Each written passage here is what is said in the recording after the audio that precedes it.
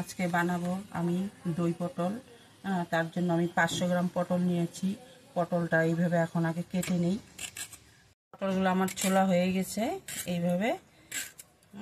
এখন পটলগুলো আমি সব এইভাবে চিড়ে নিব মাঝখান দিয়ে, তাহলে আমার সব মশলাটা ঢুকবে ভিতরে।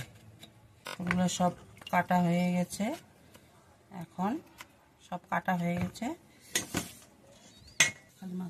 দই পটল বানানোর জন্য যা যা মশলা লাগবে, এই যে আদা নিয়েছি, জিরা নিয়েছি, আর লঙ্কা নিয়েছি, কটা কাজু বাদাম, আর হলো দই পটলের জন্য দই নিয়েছি।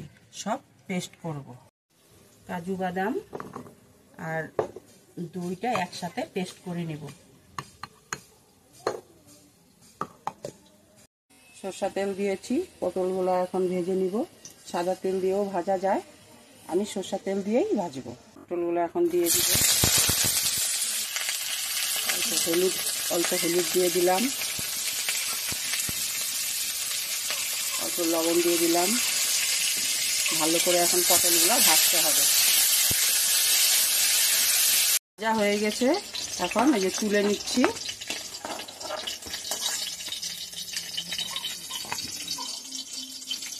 অল্প তেল দিয়ে দিচ্ছি, সরষার তেল, দুটো শুকনো লঙ্কা, কালো জিরা সম্বার দিয়ে দিলাম,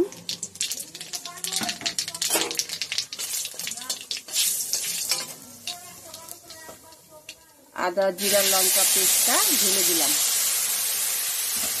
এটা এখন ভালো করে মশলাটা ভাজতে হবে। লবণ দিয়ে দিলাম, হলুদ দিলাম, এটা ভালো করে ভাজবো। কষানো হয়ে গেছে, দেখো তেল ছেড়ে দিয়েছে। এখন আমি দই আর কাজুর পেস্টটা দিয়ে দিব, দিয়ে অল্প কষাবো। মিক্সচারটা ধুয়ে একটু জল দিয়ে দিলাম, ভালো করে একটু কষিয়ে নিব।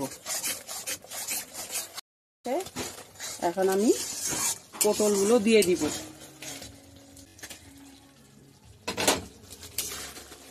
পটলটা দিয়ে একটু কষাবো। হয়ে গেছে, এখন আমি এই যে জল দিয়ে দিব। পটল আমার হয়ে গেছে, এখন আমি কাঁচা লঙ্কা দিয়ে দিব, গরম মশলা দিয়ে দিব, আর অল্প চিনি দিব।